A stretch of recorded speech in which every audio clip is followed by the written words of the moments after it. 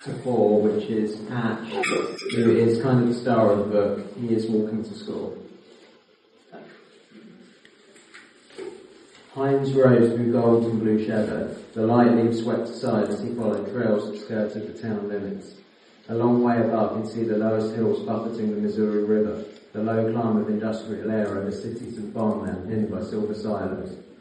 A Dodge with no fender was sunk in the earth, no wheels, just left for the wild, for kids to bullseye the windshield. A leaflet caught in the spindles of eastern redbud. The pinks wrapped a smiling Jimmy Carter. Shirt sleeves rolled up like he was close to the kind of people he was calling on to vote for him. The lake came to view. A faded sign warned of an undercurrent. In the summer, kids jumped from slick rocks the colour of emerald. The boy named Colson had gone swimming and never come back. And rumour had it he lived at the bottom, watching the girls' legs as they kicked, choosing the right moment to reach out and take it. Patch picked up a flat rock and counted 6 skins as the water coined towards blades of common reed. He balanced along the rusted rails of the Montclair Railroad, arms out. The steel's red and warped. He watched a scissor-tailed flycatcher dart from its perch. The scream stopped him, a hard scream. Down into the high side of the valley, he saw splinters of a Navy van. The brush so thick he moved nearer still. Maybe it was a rat or a Ford. He knelt in the dirt as he saw her, Misty Mayer. For a moment he figured she was out with the boy and he'd misread it. She was in his math class, his age but past too easy for older.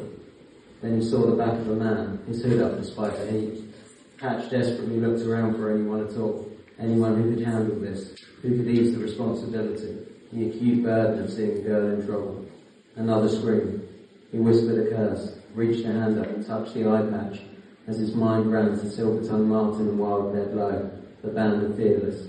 He moved. Misty screamed as Patch slid down the bank. He bent low and wished he had his slingshot as he picked up a rock. At 10 feet away, the man heard him and turned. A balaclava hid all but the dead in his eyes. Patch held his breath, held the rock and dropped low as he took the man down at the knees. Run, Patch yelled. Misty stood frozen, fear claiming her muscles. Shirt torn, her bag in the dirt, dazed like she'd been dragged into a nightmare. The man rolled over him. Run, Patch managed to whisper, his lungs empty. He felt a hand on his throat, and he begged Misty with his eye, snapped from him.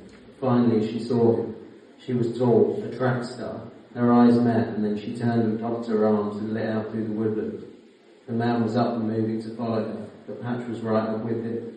He pulled the dagger for the second time that morning. The man grabbed his wrist and twisted. The sun hit the blade till it met Patch's stomach. He fell to the ground and clutched at the wound. The forest around turned to night, but he saw no moon and no stars.